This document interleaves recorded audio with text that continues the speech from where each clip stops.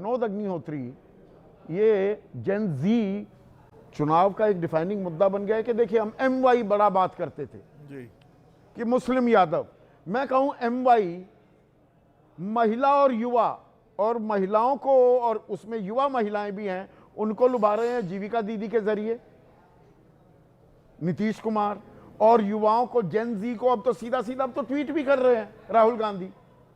ये लड़ाई MY महिला युवा पर आ गई क्या? देखिए, इस चुनाव का पूरा दारोमदार नतीजों का महिलाओं और युवाओं पर निर्भर है। बाकी तो सब जो वर्ग हैं वो जातियों और खेमों में बटे हुए हैं।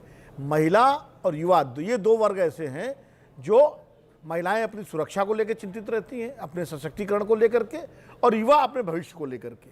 इसलिए कई बार क्या होता है, वो जातियों की दीवारें तोड़ते हैं। ये कई बार चुनाव में हम लोग देख चुके हैं।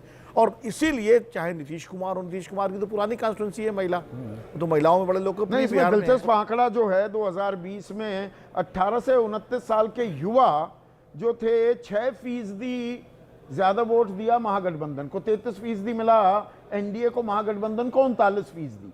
लेकिन युवतियों ने 18 से 19 साल की या 29 साल की महिलाएं, उसमें NDA को 40% वोट मिला और 36% महागठबंधन को। महागठबंधन वहां पीछे रहा, पर कुल मिलाकर युवाओं में महागठबंधन ने एज बनाए रखी। देखिए, युवाओं में महागठबंधन को एज इसलिए मिल रही है कि उनका नेता युवा है, तेजस्वी यादव।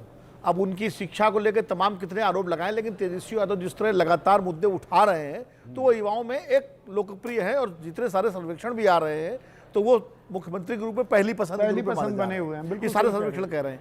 महिलाओं को लेकर नीतीश कुमार जी ने बहुत काम किया, इसमें कोई दो राय नहीं। 2005 से जब वो आए तो महिलाओं को आरक्षण दिया उन्होंने, 50% तमाम सारे स्थानीय निकायों में। इसमें भी महिलाओं में हमें ये भी देखना होगा कि 18 से 29 वाली, और 5 साल देखिए, जो 29 के थे 2020 में, अब वो 34 के हो चुके हैं।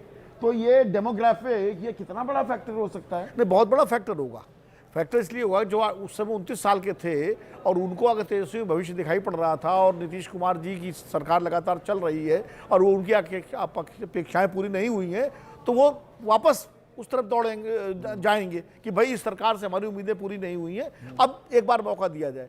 लेकिन महिलाओं का मामला जो है, वो मैं बता रहा हूं आपको, वो नीतीश कुमार जी अभी भी महिलाओं पर उनका जबरदस्त प्रभाव है, और मोदी जी का भी असर है, लेकिन नीतीश कुमार का मोदी से भी ज्यादा असर है बिहार में महिलाओं पर। ये मैं 2015 में 2020 में देख चुका हूं। गाजे बाजे से अनाउंस तो की, पर अब खबरें ये आ रही हैं, पहले उसमें पूरा कागजी कार्रवाई होगी।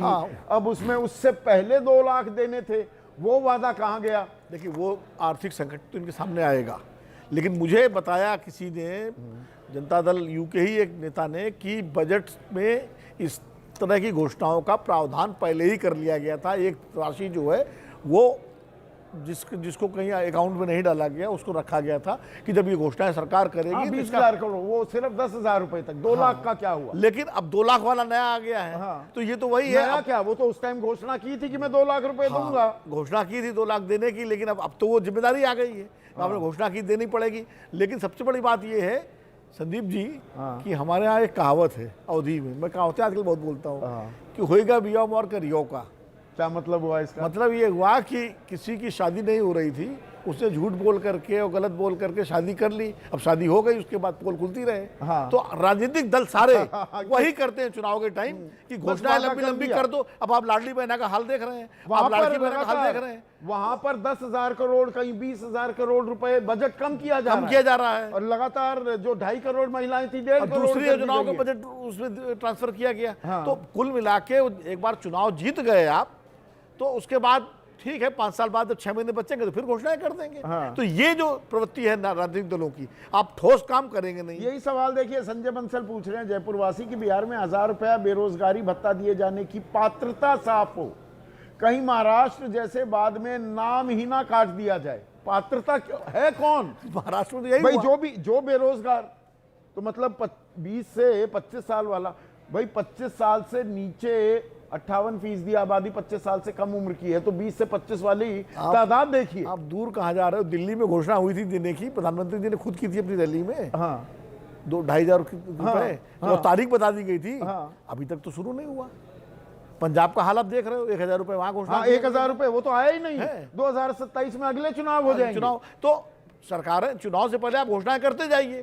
जब सरकार बन जाएगी तो फिर धीरे धीरे देखा जाएगा, क्योंकि तब पर तक इसे तय कौन करेगा? वो सवाल जो पूछा गया था, चुनाव आयोग ने कहा हम नहीं रोक सकते किसी भी दल को, सुप्रीम कोर्ट वो किसी के गले में घंटी बांधने को तैयार नहीं, तो ये ऐसे ही चलेगा? प्रधानमंत्री कहते भी रहेंगे देश का बेड़ा गर्क हो जाएगा, देखिए रेवड़ियों के डब्बा गोल हो जाएगा, पर चुनाव से पहले खुद ही रेवड़ियों के दिखाई खिलाफ देंगे। सबसे ज्यादा 2 नेता मुखर थे, प्रधानमंत्री श्री नरेंद्र मोदी जी और नीतीश कुमार। हाँ, नीतीश और कुमार भी- अब रेवड़ियां बांटने अब में रेवड़ियां सबसे सबसे ज्यादा आगे। एनडीए बांट रहा है, क्योंकि ये शुरुआत अरविंद केजरीवाल ने की थी भारतीय राजनीति में। और तो अब रेवड़ियों की बहार है, पर इससे सरकार बनती है तो क्या यही सही राह है? इस बारे में भी आप जरूर सोचिए, क्योंकि आप रेवड़ियों को ना कर देंगे तो असल मुद्दों पर आना पड़ेगा, वरना आप रेवड़ियां लेंगे, बाद में नाम कटता रहे नहीं कटता रहे, फिर अगली बार सब चुनाव आएगा कुछ और बड़ी रेवड़ी दे दी जाएगी, तो ये अंतहीन एक सिलसिला बन जाएगा। क्या आप जनता जनार्दन ना करने को तैयार हैं? इस बारे में सोचिए।